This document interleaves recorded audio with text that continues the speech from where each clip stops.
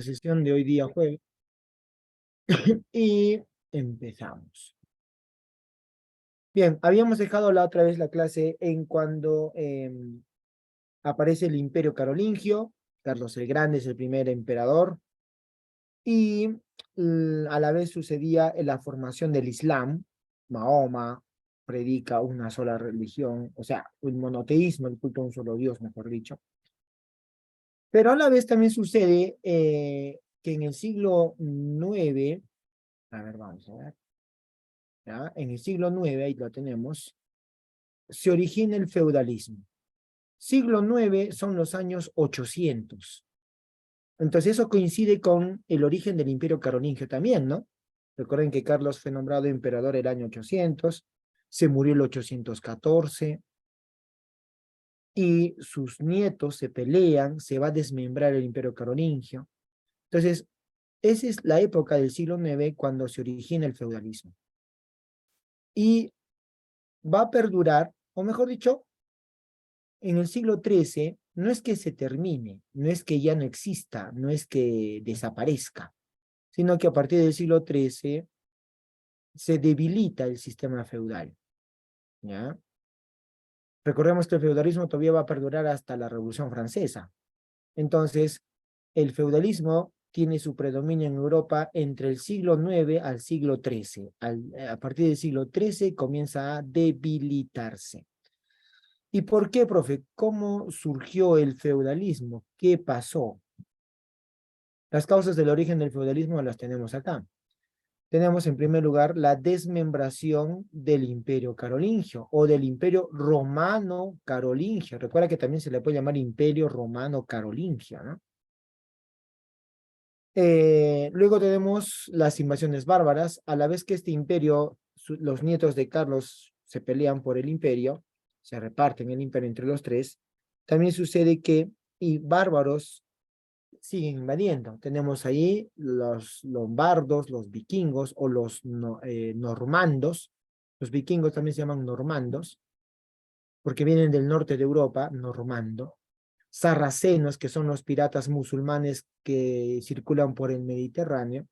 Los magiares o húngaros, que vienen de las estepas asiáticas. Y estos bárbaros, al ingresar al territorio del Imperio Carolingio, crean mucha inseguridad, saqueos, vandalismo. Y además, otra causa del feudalismo es las costumbres bárbaras. ¿Qué costumbres? La costumbre de los reyes carolingios o emperadores de conceder tierras a sus vasallos, a los condes, a los marqueses. Recuerda que es un condado, que es una marca. Entonces, de esta manera se une todo ello y van a surgir un nuevo sistema llamado el feudalismo, ¿ya? Un nuevo sistema político, económico y social llamado feudalismo. Características del feudalismo, recordemos, va entre el siglo IX al XIII.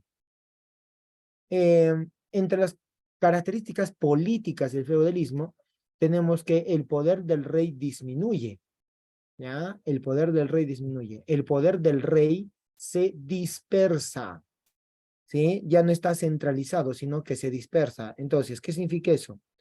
Que el rey, recuerda que el rey hacía justicia, el rey dictaba leyes, etcétera. Ahora eso lo hace el señor feudal en su feudo. El señor feudal legisla, impone tributos, administra justicia. El rey ya no lo hace, sino el señor feudal.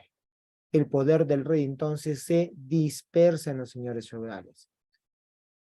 Los lazos de dependencia ya no son entre el Estado y una persona, sino entre dos hombres libres.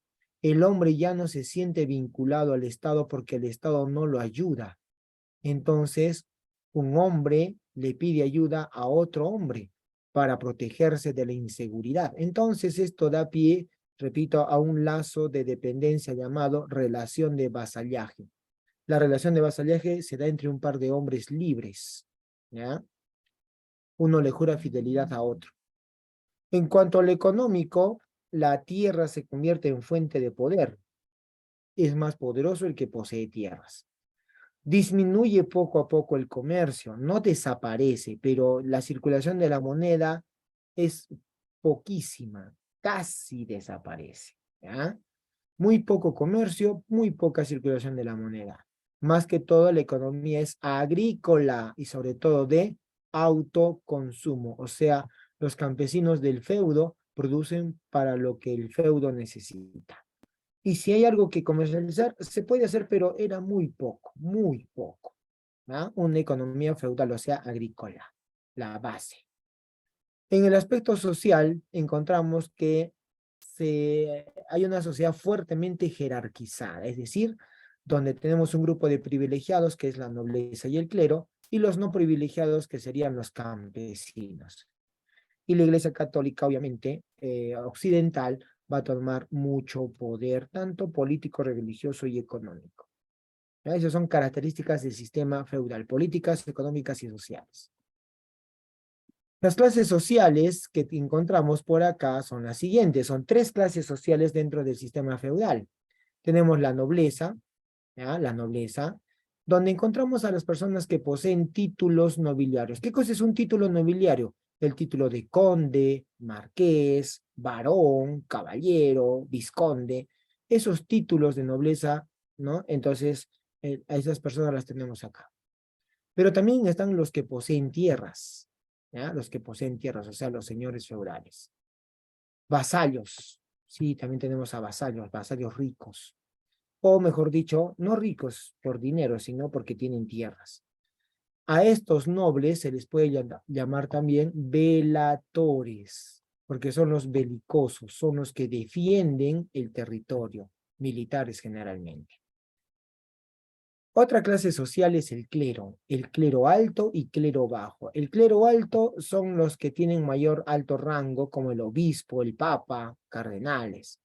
El clero bajo son los curitas de la parroquia, sacerdotes, monjes, monjas.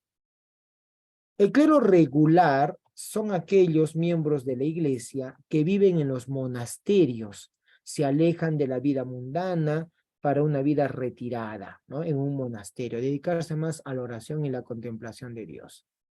El clero secular son los curitas que viven en el mundo, son los que comparten el mundo con los laicos, el cura de tu parroquia, el papa, el obispo, etc. Ese es el clero secular. Hay que entender que la clase social más culta, o sea, se encargan de la educación, saben leer y escribir, es el clero. Los miembros del clero en su gran mayoría son cultos, o sea, tienen acceso a la educación, saben leer, saben escribir. Por lo tanto, ¿quién se encarga de la educación en la Edad Media? El clero, la iglesia. Ellos son los encargados de la enseñanza. ¿Mm? Pero también algunos nobles que se quedan solteros, no se casan y tienen tierras, y cuando van a morir se las donan a la iglesia. Hay una donación de tierras a la iglesia por parte de los nobles. Entonces la iglesia adquiere bienes y en gran cantidad. Eso se llaman los feudos eclesiásticos. Feudo significa tierra. Eclesia, iglesia, o sea, las tierras de la iglesia. Feudos eclesiásticos. La tercera categoría social son los campesinos. Ahora, tenemos dos tipos de campesinos. Los campesinos libres y los campesinos siervos. ¿Qué cosa es un campesino libre, profe? El libre, como su nombre lo indica, puede irse del feudo, es libre de hacerlo. Nadie lo detiene. Estos campesinos viven agrupados en unas aldeas que se llaman villas. Por lo tanto, los que viven en las villas se llaman villanos. Sus canciones, ¿cómo se llamarán? Villancicos. Claro. Muy bien, muy bien, mi estimado compañero. Villancicos. Claro. La palabra villano ha llegado a nuestro tiempo como significado de ruin, bellaco, ¿no? Malvado.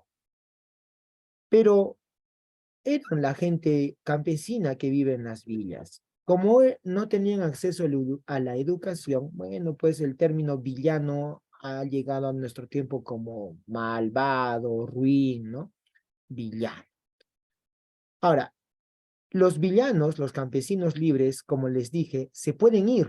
vámonos, ya me harté de este feudo, vámonos, y se van a otro. Y pueden alquilar una parcela de tierra en otro feudo. Eso se llaman colonos, ¿ya? Colonos. Y los campesinos siervos son aquellos que están adheridos a la tierra. ¿Qué significa la palabra adherido? ¿Quién me dice? A ver, ¿qué significa la palabra adherido? ¿Qué cosa es estar adherido? ¿Mm? Pegado. Pegado, dice. Ya está. Muy Unido. bien. Ya está. Unido. Ya, muy bien. Claro, la palabra adherido es obviamente que está algo pegado, está junto, unido, ¿no? Entonces, estos siervos están unidos a la tierra. Nadie los puede botar de allí, ni siquiera el señor feudal. Cuando, claro, muy bien, adherido de raíz adhesión, muy bien, de raíz adhesión, claro. Está adherido, o sea, pegado, está unido a la tierra. Cuando los regalan, cuando señor feudal dona tierras a alguien, los dona campesinos y todo, siervos y todo, se llama siervos de la gleba. Ni siquiera un señor feudal puede votarlos, ¿ya? Esos son los campesinos siervos. Y se llaman laboradores porque laboran, trabajan la tierra. Los sacerdotes, los miembros del clero se llaman oradores y los de la nobleza velatores, los que defienden, los que oran y los que trabajan. ¿Listo? Bien. El señor feudal y su vasallo tienen una relación que se llama, recuerda, relación de vasallaje. En esa relación hombre a hombre en forma personal, ¿sí? Tenemos dos ceremonias. El homenaje, aquí a la derecha, homenaje, y la ceremonia de la investidura. Homenaje e investidura. ¿En qué consiste? Puedes ver aquí al vasallo arrodillado. Este señor quiere que lo protejan. ¿Y quién lo puede proteger? El señor feudal. Entonces el vasallo le jura fidelidad, amor eterno a su señor. Protégeme, le dice. Entonces, sucede que se arrodilla, pone sus manitos como que va a rezar, junta sus palmas y le dice, yo acepto ser tu hombre. Te defenderé, te respetaré en enfermedad, ¿no? En fin, o sea, se casa con él. ¿Listo? Se casa prácticamente con el señor feudal. ¿Listo? Y el vasallo, cuando le jura fidelidad, amor eterno a su señor, le está jurando ayuda militar, le está jurando consejo, le está jurando ayuda económica a su señor, a cambio de protección, protección, quiere que lo protejan. El señor feudal le da defensa judicial y también, si es que desea, le puede dar tierras, feudo. Y si el vasallo recibe feudo, entonces este vasallo se convierte en un pequeño señor feudal. Ajá. Entonces significa que este vasallo, y ahora señor feudal, puede tener su propio vasallo. Entonces, ¿qué significa eso? Que hay una jerarquía de señores feudales, donde el rey es el primer señor feudal. El rey tiene sus vasallos, que puede ser un duque, que puede ser un conde o que puede ser un marqués. Este conde, a su vez, puede tener un vasallo que se llame varón. Este varón puede tener otro vasallo que se llame caballero. ¿Listo? Entonces hay una jerarquía de señores feudales. Inclusive un rey le puede jurar fidelidad a otro rey. ¿Listo? Entonces, eso se llama el homenaje. La investidura, el señor feudal le otorga tierras al vasallo, le puede dar una ramita de un arbolito, algo, enseñar de que le va a dar tierras al vasallo.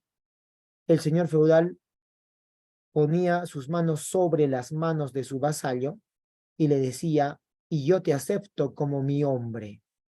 Entonces el vasallo se levantaba y le daba un ósculo a su señor. Un ósculo. ¿Qué cosa es un ósculo? ¿Mm? Ya sabes lo que es un ósculo. Bien.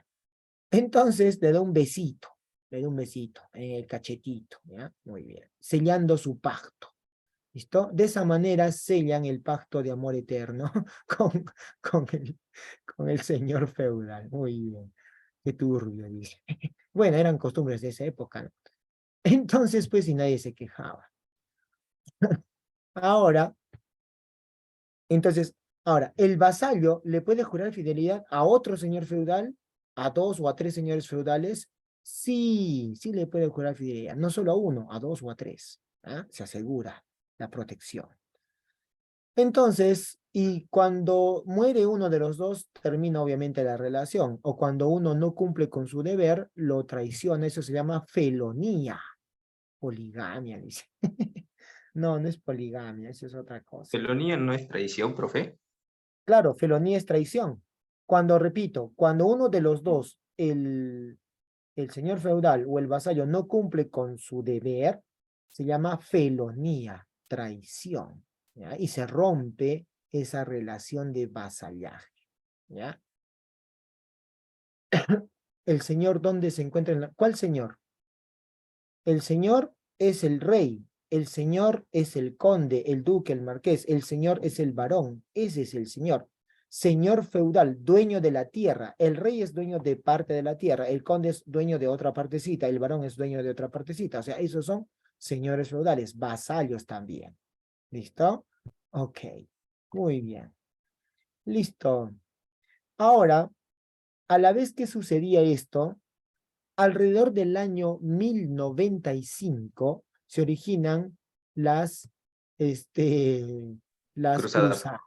Exacto. ¿Qué son las cruzadas? Las guerras santas. Como estás observando, se origina a partir del año 1095 aproximadamente, ¿sí? 1095, ¿ya? Hasta el año 1291. 1291. Son 200 años de guerra entre la media luna y la cruz. Los turcos musulmanes con el mundo cristiano. ¿Ya? Don Quijote, tío. Entonces, pues, sobre todo porque, recordemos, primero hablamos de los árabes, ¿no? Los árabes conquistaron Jerusalén, pero nada con las cruzadas. Es cuando los turcos selyúcidas vuelven a ocupar Jerusalén y sobre todo amenazan la libertad de la ciudad de Constantinopla, amenazan con destruir el Imperio Romano de Oriente. Es ahí cuando el emperador de Constantinopla le pide auxilio, auxilio al mundo cristiano de Occidente, o sea, al Papa, al obispo de Roma. Y el obispo de Roma va en auxilio. Obviamente hay otros intereses detrás, ¿ya? Otros intereses detrás. Como por ejemplo, que el Papa quiere ampliar su poder hacia las iglesias cristianas de Oriente. O también que las cruzadas pueden ser una gran oportunidad de comercio con el Oriente para traer las especias, canela, clavo de olor, la seda, etcétera.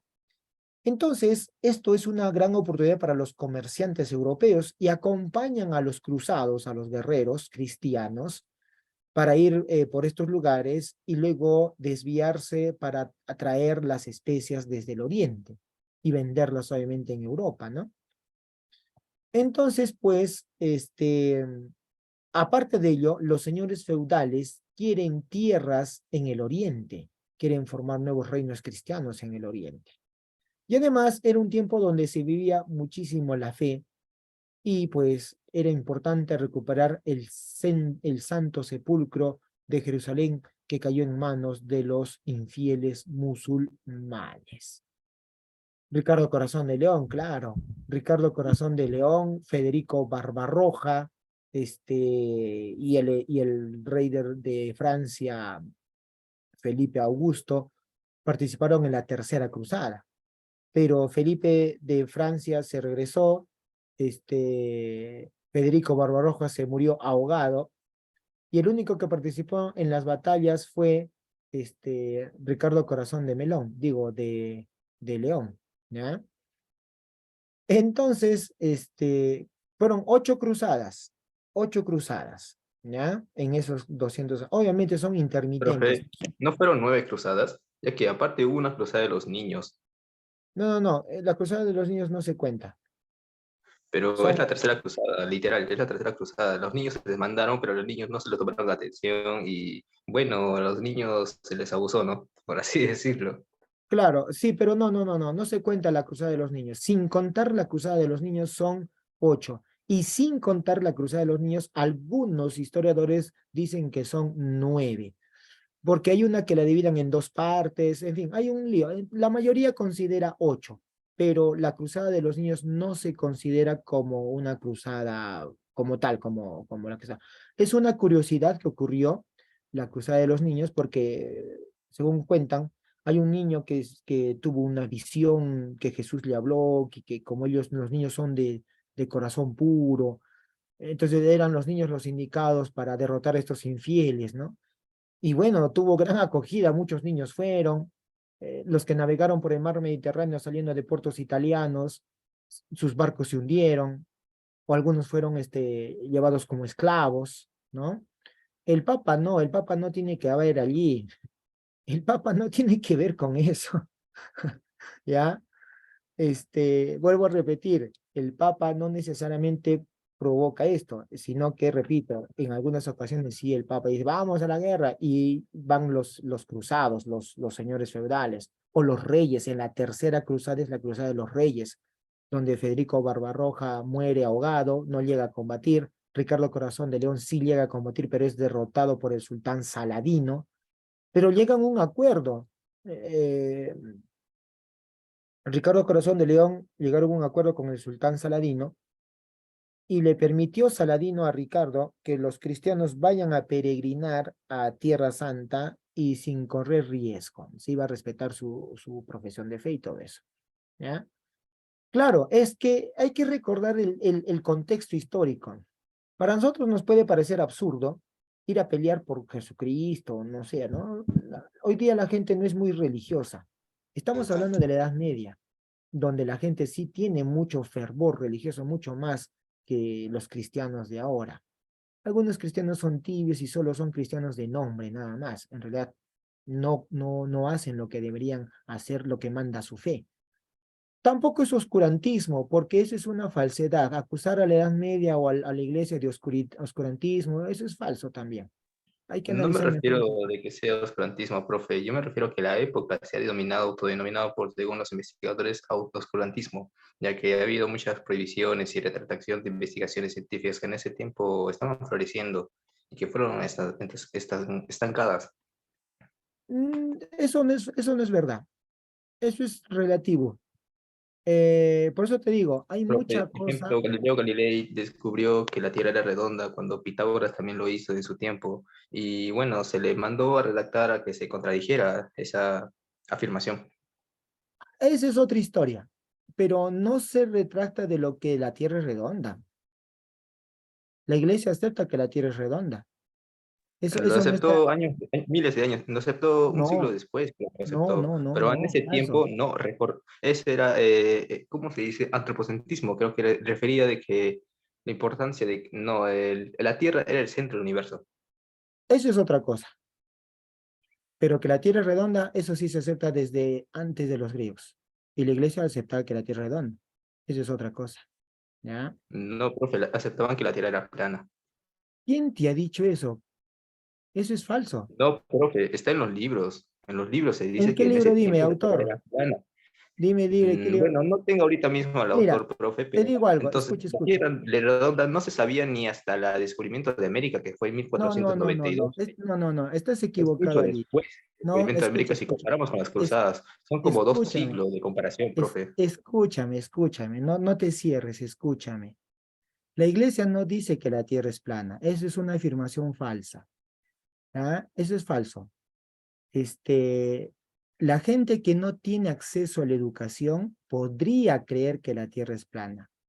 ¿Sí? Ni siquiera Cristóbal Colón creía que la tierra era plana. ¿Ya? Además, si la iglesia aceptaba las ideas de Aristóteles, y Aristóteles dice que la tierra es redonda, ¿ya? Entonces, esa idea de que la tierra es plana y que la iglesia lo sustenta, eso no es verdad, ¿ya? Eso no es verdad. Por eso te digo, hay mucho pan que rebanar y que aclarar, porque siempre se nos ha contado que esto, que lo otro.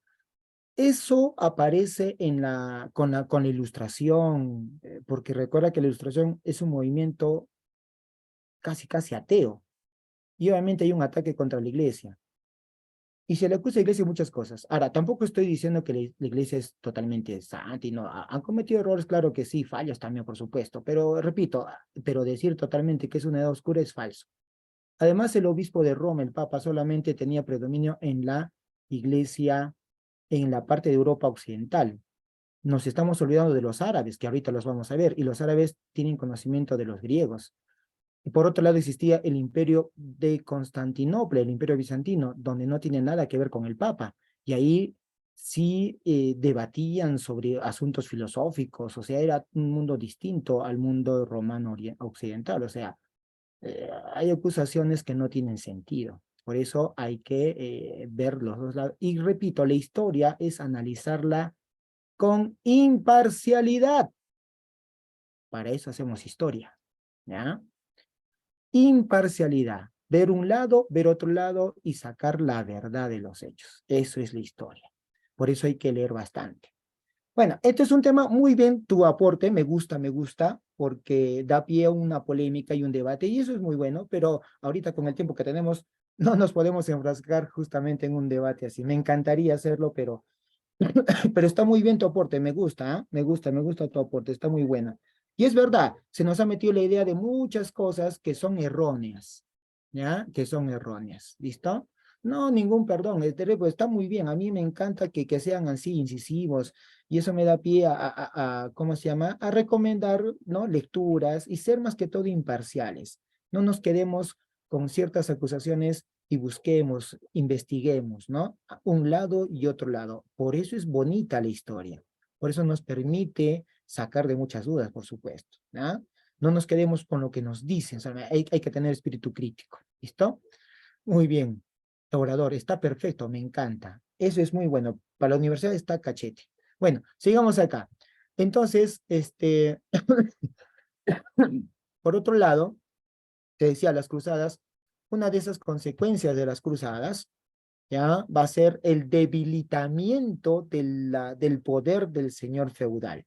Porque muchos señores feudales parten a las cruzadas, venden sus tierras en el mundo occidental o se quedan pobres o mueren, y se va debilitando poco a poco el poder del señor feudal, debido como una consecuencia de las cruzadas.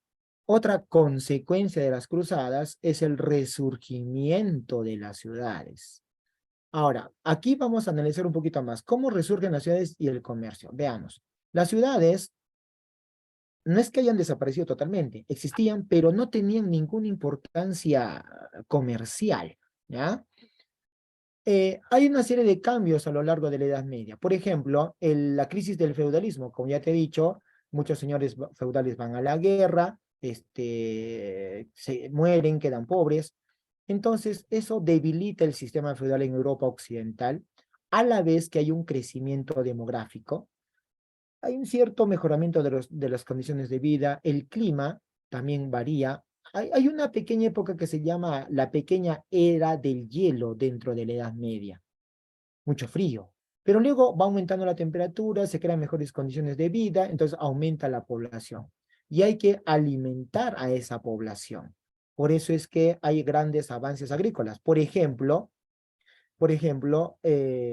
utiliza el arado con ruedas, ¿sí? Se utiliza el caballo. El caballo no lo conocían en Europa. El caballo viene del Asia. Los árabes escúchame bien, los árabes llevan el caballo al mundo occidental. Los molinos, también los árabes llevan los molinos al mundo occidental. O sea, no se puede explicar el mundo occidental sin los musulmanes. Es importante el aporte musulmán en Europa occidental también. ¿Listo? No todo fue la iglesia. Entonces, ahora, el enriquecimiento de las ciudades debido al resurgimiento del comercio, ¿ya? Entonces, son una serie de cuestiones que se van a unir para que resurjan las ciudades, vuelvan a cobrar vitalidad comercial, sobre todo eso, el comercio. El historiador francés Henri Pirenne, como estamos viendo acá, este caballerito que está en su escritorio, fue perseguido durante la Segunda Guerra Mundial porque era judío, ¿ya? Sí, el caballo fue domesticado en Asia, ¿ya? Y el caballo lo llevaron a Europa, así que los europeos no conocían caballo, ¿listo? Exacto, los árabes llegaron a España en el 711. Y observemos acá, mm, que según Henry Pirenne, las ciudades recobran mayor fuerza a partir del siglo XI, ¿sí? Debido a que se reactiva el comercio. Entonces, una ciudad poco a poco va cobrando vitalidad porque una ciudad tiene una función comercial. Una ciudad cumple como es un centro de colonizador y desde ahí van a salir para colonizar otras tierras. Una ciudad también eh, se expande porque habían antiguas ciudades que van a perder su predominio, pero ahora resurgen y son centros de expansión urbana. También porque una ciudad, ahí vive el rey, es una sede de administración real, o los condes, o los obispos, ¿ya? Entonces recobra poco a poco su vigor. Las peregrinaciones, por ejemplo, las ciudades cobran valor porque ahí se venera alguna reliquia, ¿no? Ha muerto algún santo, qué sé yo. Entonces, en peregrinación, la gente muy cristiana va a esos lugares y peregrina. Como la gente va el 1 de mayo, ha ido a peregrinar a Chapi, ¿no? O en el Perú van a otros lugares de peregrinación. En octubre la gente peregrina, no sé, al Señor de los Milagros en Lima. Entonces, son centros de atracción, reciben turistas, en fin. También hay despertar cultural y aparición de las universidades. Cuando aparecen las universidades, y eso es un gran aporte de la iglesia. Las primeras universidades surgen gracias a la iglesia. ¿Listo? Entonces, bueno, y entonces estas ciudades surgen, sobre todo en Europa Occidental, cobran mayor intensidad, obviamente. Resucita el comercio, resucitan las ciudades.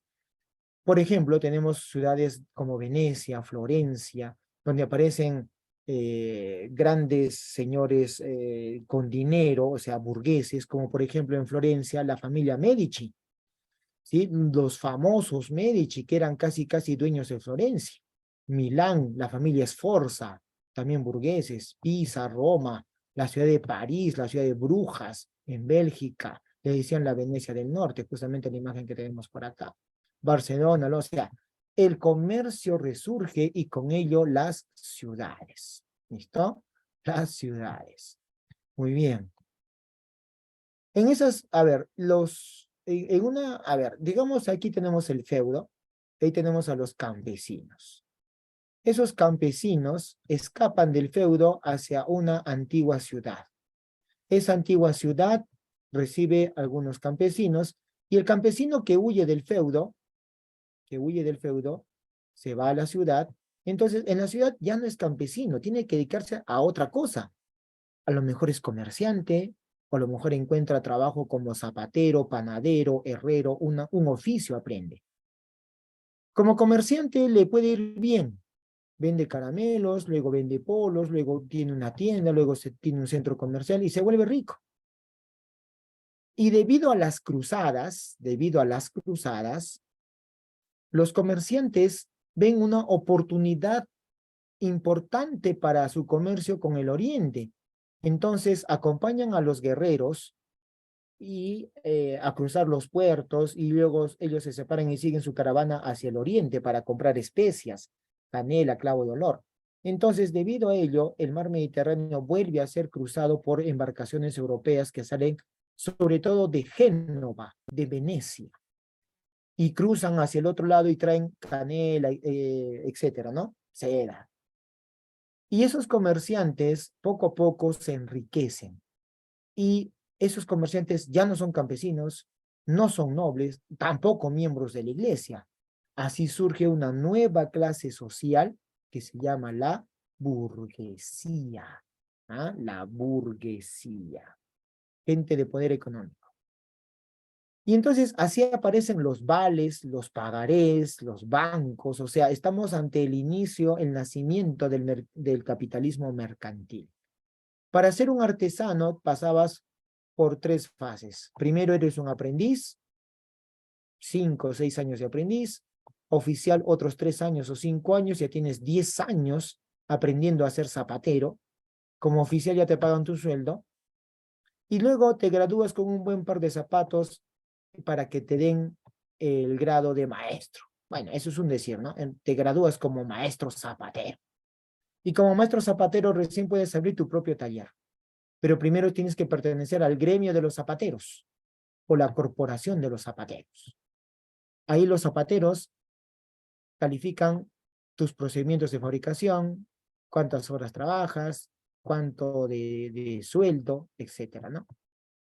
Eso eran los gremios o corporaciones. Entonces, de esa manera, las ciudades cobran vitalidad. Pero algunos señores feudales todavía tenían influencia en estas ciudades. Así que los burgueses hacen un pacto con el rey.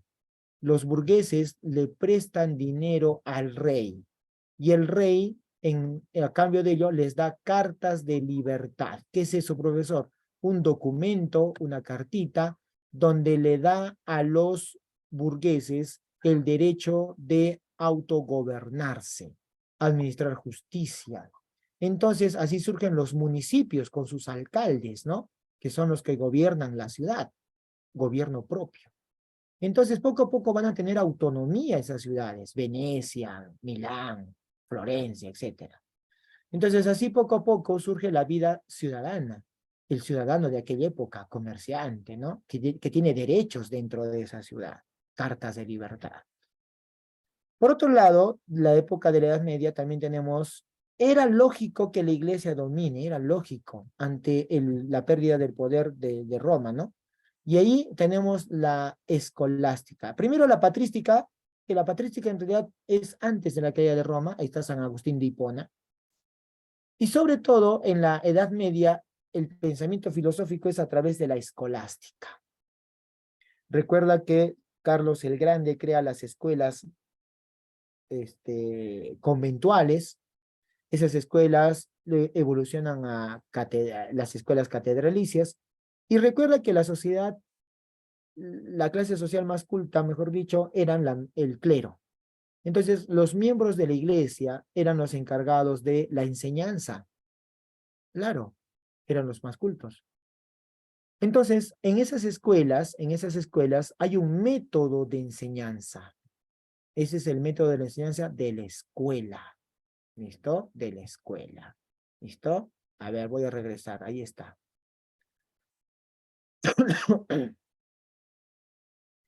Ya, repito. Entonces, es como que tú vas a la academia y el profesor aplica un método de enseñanza, ¿no?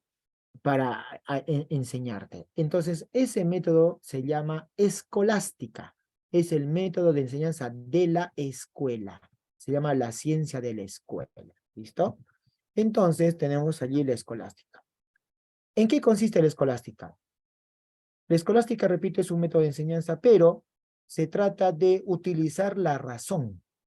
Ojo, utilizar la razón, o sea, la filosofía. No vayan a pensar que en la Edad Media no se usa, no se razona, que eran descerebrados, qué cosa eran.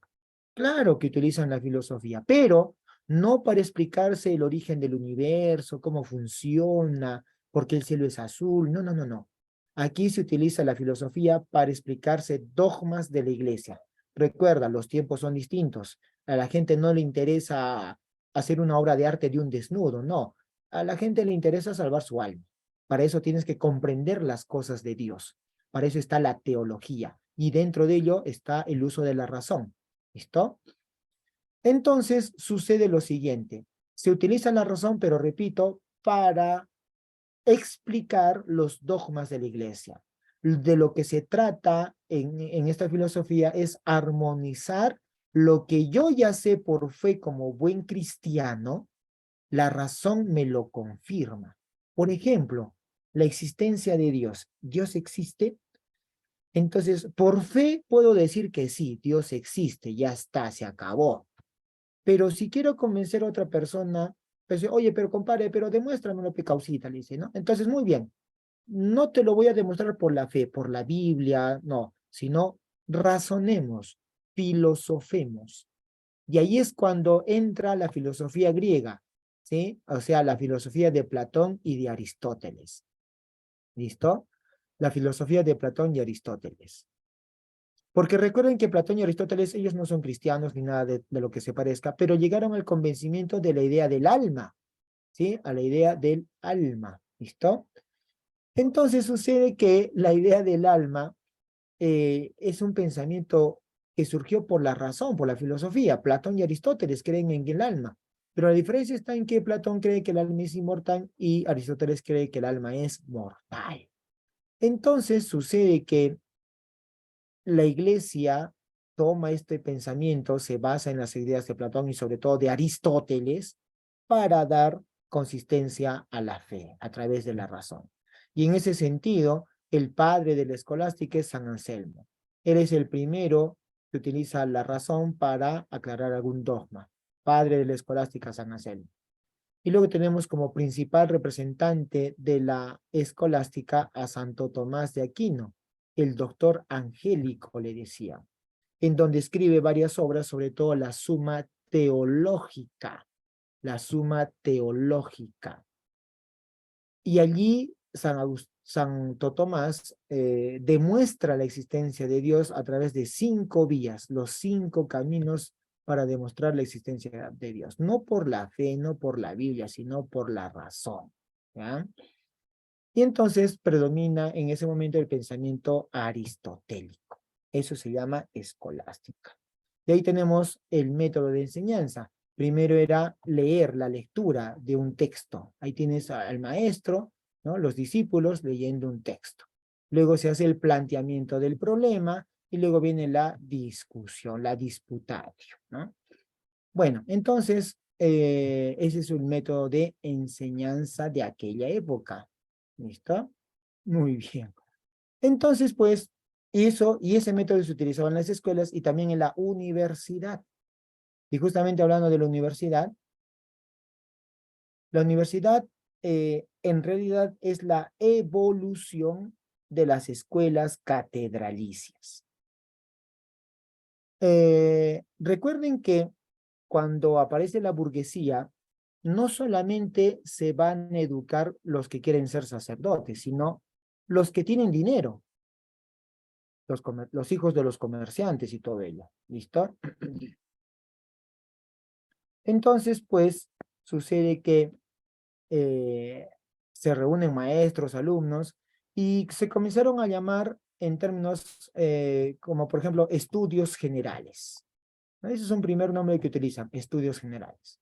Y más tarde se utiliza el término de universitas magistrorum et scholarum, en donde la palabra universitas se puede traducir como universal o corporación, o sea, un grupo, un gremio, un conjunto de maestros y discípulos, maestro, magistrorum y escolares, discípulos. O sea, la universidad nace como un gremio, así como había gremio de zapateros, gremio de herreros, aquí surge la universidad que es un gremio, ¿ya?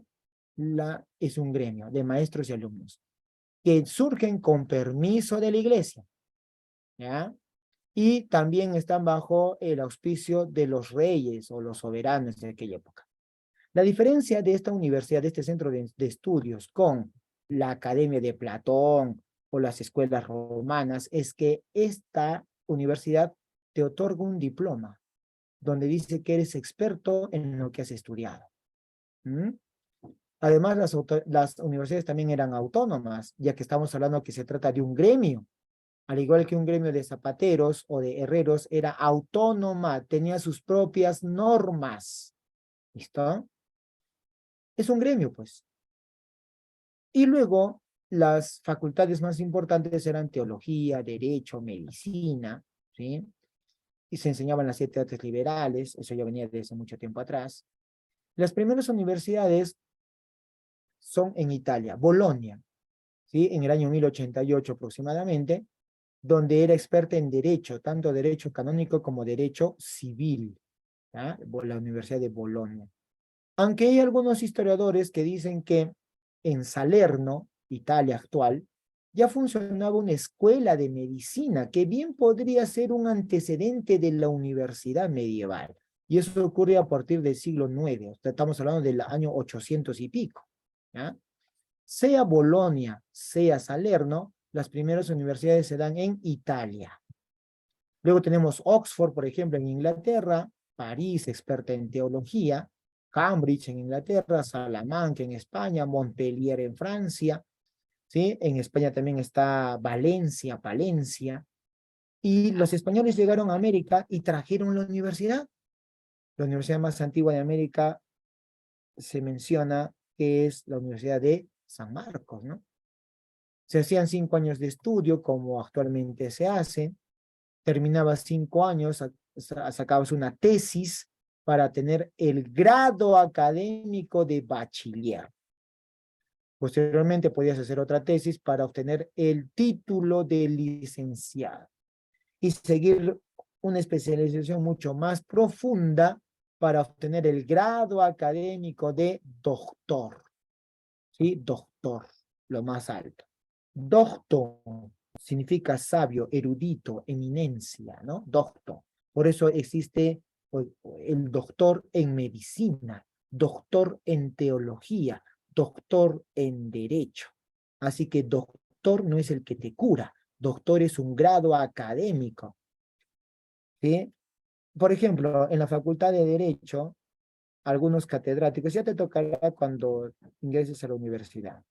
Hay algunos catedráticos que se creen lo máximo, pero no son nada realmente. Les llegan hasta las patas. Y todavía quieren que les digan doctor, si no se enojan. Ni siquiera tienen grado de doctor y dicen, dígame doctor. Los abogados terminan su carrera y apenas eres un licenciado en Derecho y dice doctor. Doctor es un grado académico. ¿Ya? Eso es doctor. Ya está. Muy bien. Listo. Entonces, ahí tenemos las universidades. ¿Ya? Bien. Y con esta, pues, terminamos esta parte que corresponde a la Edad Media. ¿Listo? Entonces, recordemos, como consecuencia de las cruzadas, resurge el comercio, resurgen las ciudades, recobran vitalidad comercial, ¿sí? Y poco a poco surge una nueva clase social llamada la burguesía. Y en esas ciudades prósperas económicamente, tienes grandes burgueses viviendo allí, obtienen sus cartas de libertad por parte de algunos reyes y por lo tanto se convierten en ciudades autónomas con un gobierno propio, un cabildo, un municipio, o también se puede llamar burgos, de ahí viene burguesía. En Europa hay algunas ciudades que tienen ese nombre de burgo, ¿no? Por ejemplo, en Alemania, Hamburgo, en Rusia, San Petersburgo, ¿no? O otro que se llama Luxemburgo, ¿no? Entonces, hace referencia a su origen, Burgo, ciudad. Entonces, y allí surgen, recuerda, los estudios siguen evolucionando, se utiliza la escolástica, se filosofa sobre asuntos de fe, y hay algunos maestros y alumnos que quieren profundizar en sus estudios. De esa manera surgen los estudios generales que después pasan a llamarse universidad, porque cualquiera podía asistir, siempre que pueda pagar, claro. Y en esos centros de estudio llamados universidades, magistrorum et scholarum, tenían sus propias normas de comportamiento dentro de ese gremio llamado maestros y alumnos, universidad. Y ahí recuerda, tenemos en Italia, Bolonia, Salerno, o en Inglaterra, Oxford, Cambridge, en París, teología, etcétera. De esa manera, entonces, jovencillos, terminamos esta etapa de la Edad Media y la próxima semana ya estaremos empezando con las culturas andinas. Listo, jovencillos, entonces, un gusto, nos veremos la próxima semana. La reforma eso viene después. Las reformas en el siglo XVI, 1517. Ahorita estamos en Edad Media. ¿Listo? La primera huelga de estudiantes. Sí, harta huelga había. Entonces, los dejo. Cuídense mucho. Hasta la próxima clasecita. Bye, bye. Descansen. Hasta la vista. Adiós. Adiós, profesor, cuídese. Chao, muchas gracias. Profe, lo quiero. Igual, igual. Cuídense mucho. Adiós.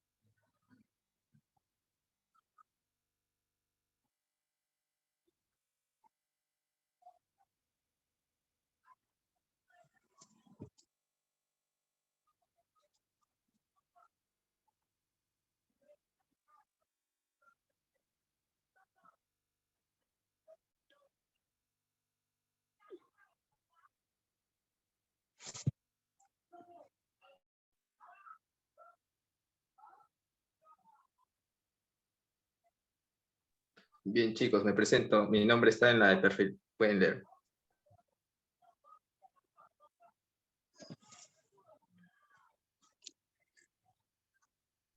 Perfecto, el maestro sustituto. Bien, ¿qué desean que hablen? Estamos en coordinación y debate.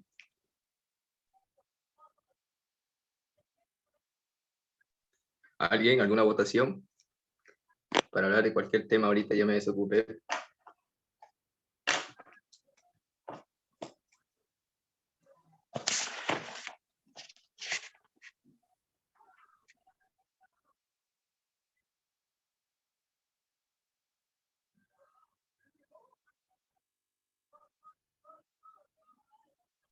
Realmente nunca he enseñado, más bien soy orador, he participado en debates, así que creo que eso me facilita bastante. Por eso pregunto qué tema, a ver, hagan votación para poder yo seleccionar un tema y organizar mis ideas.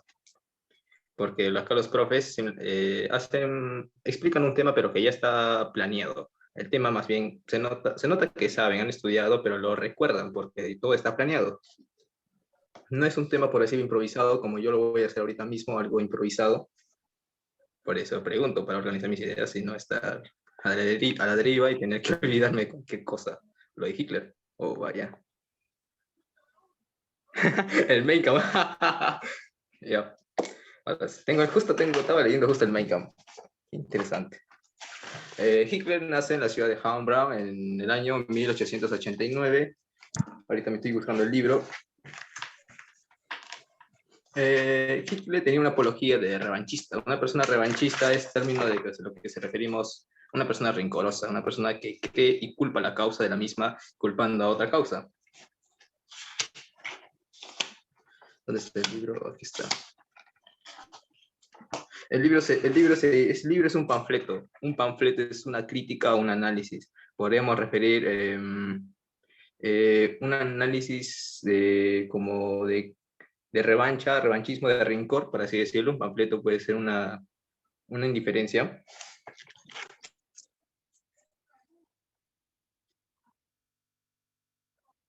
El libro del Bacon se divide en 2 tomos. Creo que el primero se llamaba Retrospección y el segundo se llamaba, creo, el Partido de NSPA, que es el Partido Nacional Socialista del Partido Obrero Alemán.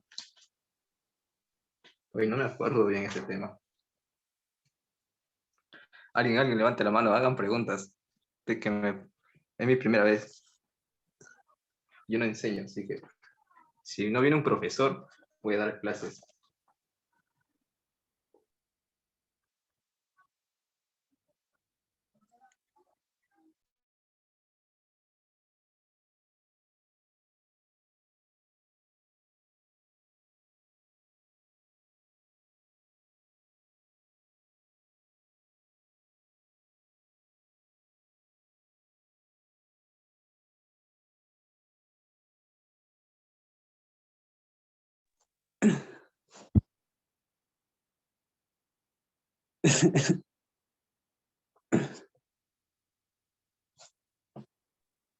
La Revolución Rusa creo que sucede en octubre de 1917, aunque hay miles de factores que también sofocan la Revolución Rusa, aunque más antes las ideologías ya surgían por el tema de la Revolución Industrial. Por ejemplo, el libro del Capital, que es escrito por Carlos Marx, un alemán, y creo que también era descendiente judío. Y el libro trataba de un análisis y una crítica del capitalismo. Pero eso no significa que esté totalmente en contra del capitalismo. Hay cosas que se emplea, más bien es una crítica. Muchos dicen de que no, el socialismo es una contradicción al capitalismo o es una viceversamente, es algo un poco lo opuesto, pero no es una crítica. El socialismo se evoluciona y se desarrolla dependiendo del problema del país que haya. Por ejemplo, en Rusia ha evolucionado y se desarrolla lo que es el socialismo colectivo, que después evoluciona al comunismo.